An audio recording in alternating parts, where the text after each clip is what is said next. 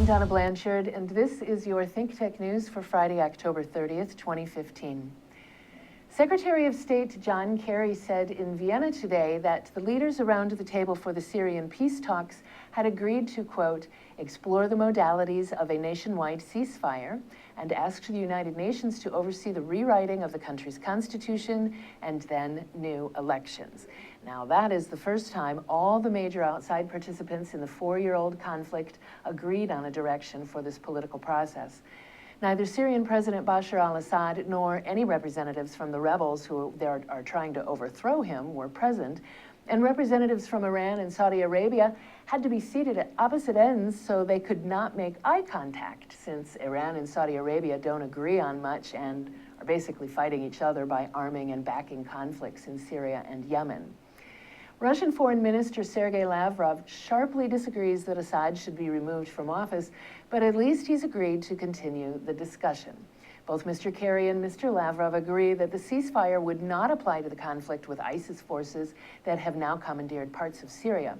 The White House also announced today that they are sending 50 special forces into Syrian territory to help train rebel groups and target attacks on the Islamic State forces. Shaker Amir has been released from Guantanamo prison after 13 years. He's a Saudi citizen and British resident and has now been transferred to London, where his family still resides. He was the center of intense dispute. Military officials have portrayed the 46-year-old as a dangerous Islamist leader. Human rights advocates laud him as a victim falsely accused. In a statement issued through his lawyers, he said, "My thanks go to Allah first, second to my wife, my family, to my kids, and then to my lawyers who did everything they could to carry the word to the world. I'm overwhelmed by what people have done, by their actions, their thoughts, and their prayers."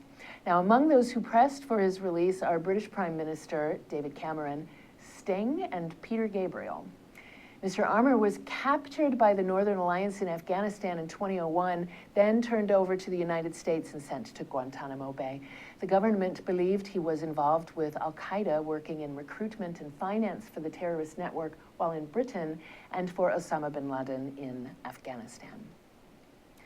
Families in China are now able to have up to 2 children legally.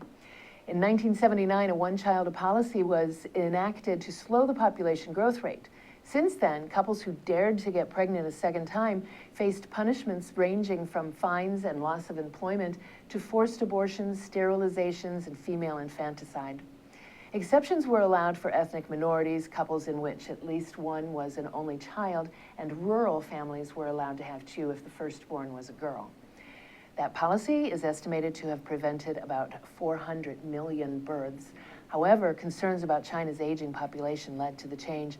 Some estimate that a baby boom is not about to happen because one child has not only become the social norm, but also because of the additional expense of a second child. Donna Blanchard, ThinkTech News. Happy Aloha Friday, everyone. Ahui ho.